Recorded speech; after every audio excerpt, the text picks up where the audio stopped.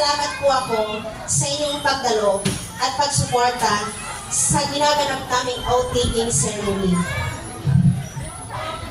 Ngayong araw, sa mga HUA officers na nandito ngayon sa pangunguna ni President Carrasca at sa mga board of directors, maraming salamat po sa inyong pagdalo upang saksihan ang aming ginaganap na oath-taking ceremony.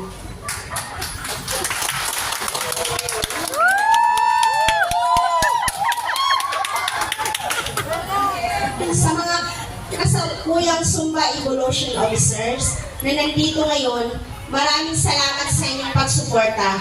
Sa mga kasamahan ko naman sa Sumba Evolution, maraming salamat din sa inyong walang sawang pakikisama.